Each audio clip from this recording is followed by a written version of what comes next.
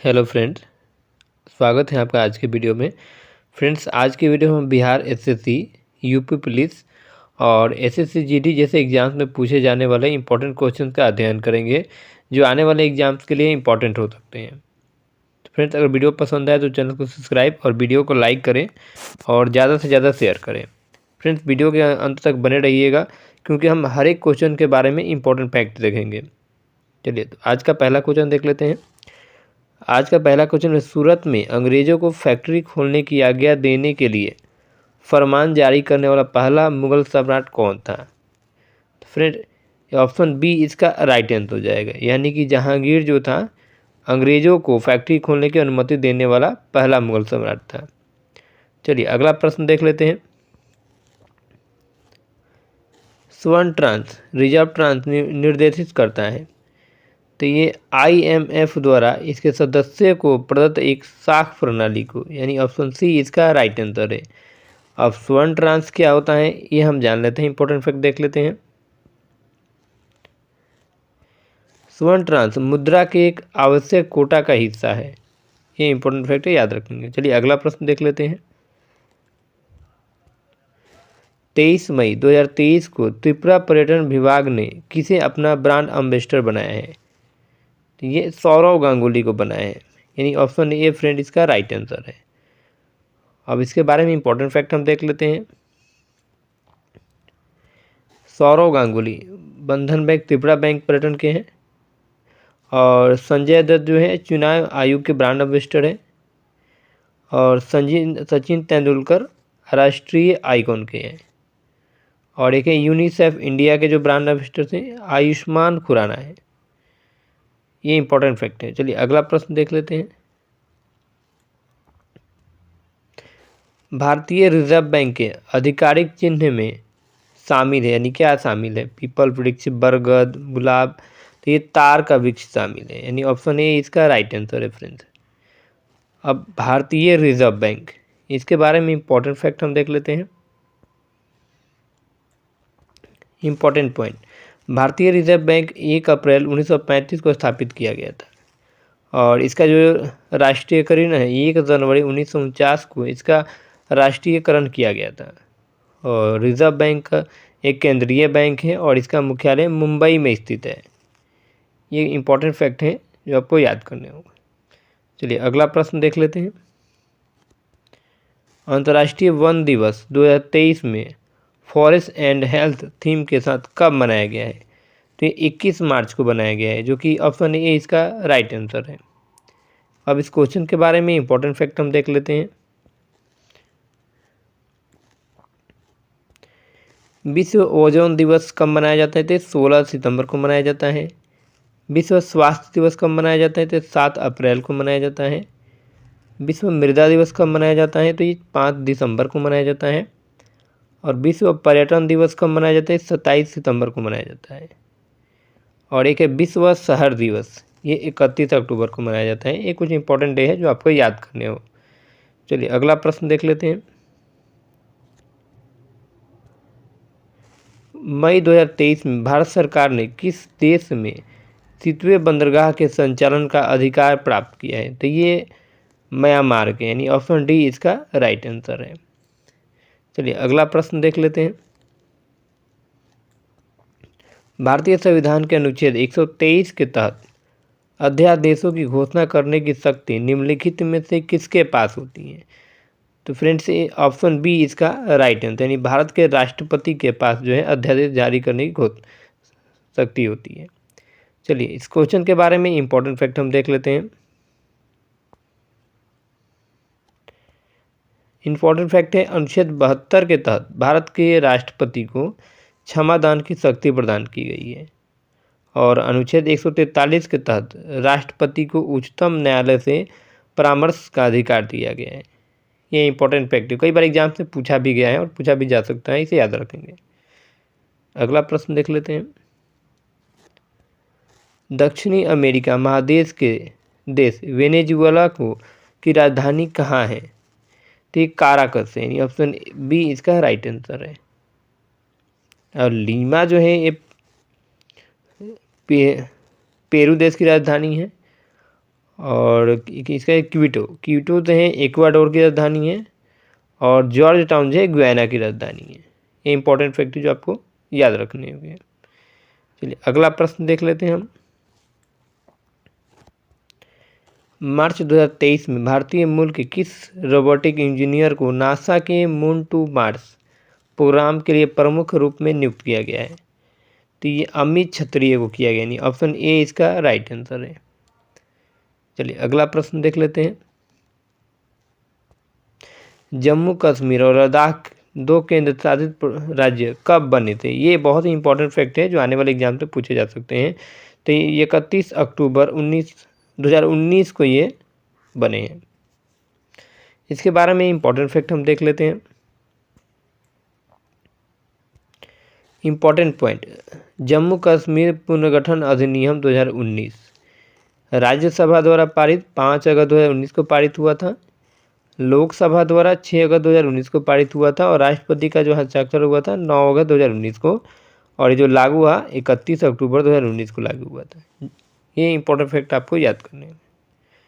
चलिए अगला प्रश्न देख लेते हैं। जो पदार्थ जल के संपर्क में आने पर तत्काल कोलाइडी विलयन बना लेता है उसे कहते हैं, तो जलरागी कोलाइडी विलयन कहा जाता है। ऑप्शन डी इसका राइट आंसर फ्रेंड। अब जलरागी कोलाइडी विलयन क्या है इसके बारे में हम देख लेते हैं इंपॉर्टेंट फैक्ट।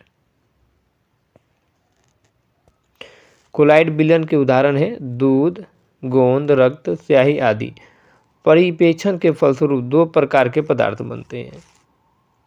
चलिए अगला प्रश्न देख लेते हैं।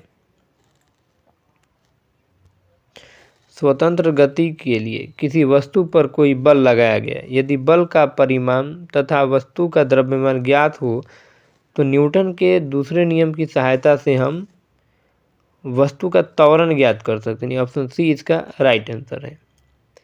चलिए अगला प्रश्न देख लेते हैं फ्रेंड्स अगला प्रश्न से अविद्युतता का दोष दूर करने के लिए निम्नलिखित में से किस लेंस का प्रयोग करना चाहिए?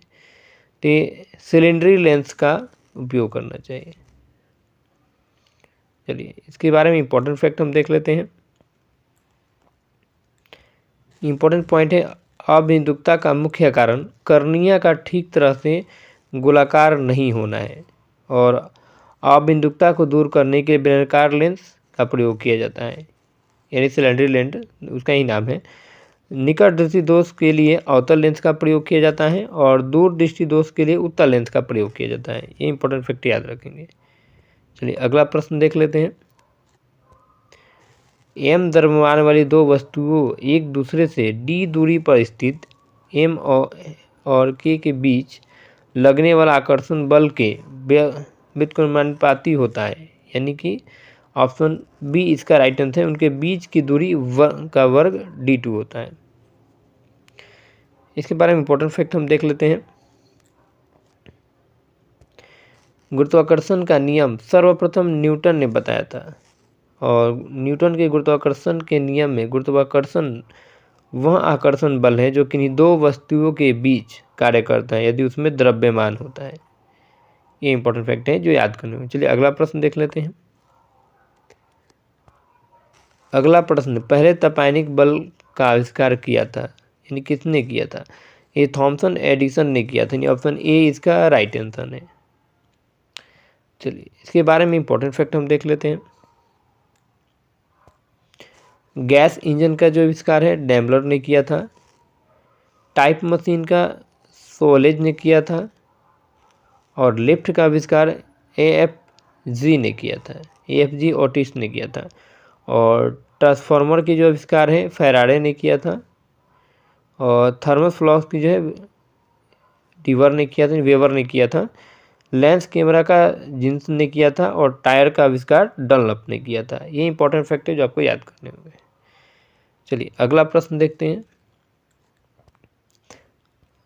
फ्रेंड्स। अगला प्रश्न है दांतों के अध्ययन से संबंधित विज्ञान है, तो ये ओडोंटोलॉजी है, यानी ऑप्शन ए इसका फ्रेंड राइट आंसर है। अब इसके बारे में इंपॉर्टेंट फैक्ट देख लेते हैं जो काफ़ी महत्वपूर्ण है। इसमें है शाखा और अध्ययन विषय, यानी पोमोलॉजी जो फलों का अध्ययन का नाम है, और ऑस्टियोलॉजी हड्डियों से संबंधित विज्ञान है। और सिस्मोलॉजी भूकंप से संबंधित विज्ञान है। ये कई बार एग्जाम से पूछा भी गया है, इसे आप याद रखेंगे। इसके अलावा देख लेते हैं डेंड्रोलॉजी वृक्षों में झाड़ियों का अध्ययन का विज्ञान है। और निम्नोलॉजी झीलों तथा अलवणीय जलीय पादपों का अध्ययन है। और फाइटोजियोग्राफिक पौधों के वितरण एवं उनके कारणों का अध्ययन है। और एक है एस्पर्मोलॉजी यानी बीजों का अध्ययन का है। ये इंपॉर्टेंट है जो आपको याद करनी होगी। चलिए अगला प्रश्न देख लेते हैं। फॉर्मेल्डिहाइड और पोटेशियम हाइड्रोक्साइड को गर्म करने पर हम पाते हैं तो ये एथिल फॉर्मेट बनता है, यानी ऑप्शन डी इसका राइट आंसर है। इसके बारे में इंपॉर्टेंट फैक्ट हम देख लेते हैं। मुलायम साबुन के निर्माण में भी पोटेशियम हाइड्रोक्साइड का उपयोग होता है। और पोटेशियम हाइड्रोक्साइड CO2 तथा SO2 का अवशोधक होता है। ये इंपॉर्टेंट फैक्ट है। चलिए अगला प्रश्न देख लेते हैं। शरीर रचना विज्ञान का अध्ययन कहलाता है तो एनाटॉमी कहलाता है। ऑप्शन ए इसका राइट आंसर है। अब इसके बारे में इंपॉर्टेंट फैक्ट भी हम देख लेते हैं। एंजियोलॉजी धमनियों नसों का अध्ययन कहलाता है। और पोमोलॉजी फलों का अध्ययन कहलाता है। और एंथ्रोलॉजी इसमें पुष्पों का अध्ययन किया जाता है। और जियोडेसी इसमें भूगणित का अध्ययन किया जाता है। और एक है जीनोकोलॉजी इसमें जीवों की जातियों के विभेद का अध्ययन किया जाता है। और एक है क्रिप्टोग्राफी इसमें गुण लेखन संबंधित ज्ञान का अध्ययन किया जाता है। ये इंपॉर्टेंट फैक्ट है। चलिए अगला प्रश्न देख लेते हैं। कौन सी बीमारी सबसे तीव्र गति से फैलती है तो ये ऑप्शन बी इसका राइट आंसर है, प्लेग। अब प्लेग के बारे में इंपॉर्टेंट फैक्ट हम देख लेते हैं। ये फैलता कैसे है। जीवाणु के कारण होता है ये। और यह रोग सर्वप्रथम चीन में देखा गया था, प्लेग रोग। तो इस रोग का संक्रमण चूहा में पाया जाना पीशू के कारण होता है। और ऑप्शन ए में है मलेरिया रोग। ये प्लाज्माइडियम नामक परजीवी प्रोटोजोआ से होता है। और प्लाज्माइडियम मादा एनोफिलिस मच्छर के शरीर में आश्रय लेता है, जिससे यह अपने डंक द्वारा मनुष्य के शरीर में पहुंचाकर उसे रुग्ण कर देता है। और कोढ़ जो है बैक्टीरिया जनित रोग है जो माइक्रोबैक्टीरियम लेप्री नामक जीवाणु से फैलता है। और पोलियो जो है एक विषाणु जनित रोग है। ये इंपॉर्टेंट फैक्ट है जो कि याद करना। फ्रेंड्स आज के वीडियो के लास्ट क्वेश्चन देख लेते हैं। स्पाइरोगाइरा और प्लेनेरिया में होता है, यानी क्या होता है, पूर्ण जनन होता है। एक इंपॉर्टेंट फैक्ट है। फ्रेंड्स अगर वीडियो पसंद आए चैनल को सब्सक्राइब करें, वीडियो को लाइक करो, ज़्यादा से ज़्यादा शेयर करें। हम जो मिलते हैं नेक्स्ट वीडियो में। नेक्स्ट वीडियो में आपको प्रीवियस एग्जाम में पूछे क्वेश्चंस का ही हम अध्ययन करें। जितने भी क्वेश्चंस हमने अभी तक अध्ययन किए सारे ऑलरेडी एग्जाम से पूछे जा चुके हैं। चलिए मिलते हैं नेक्स्ट वीडियो में।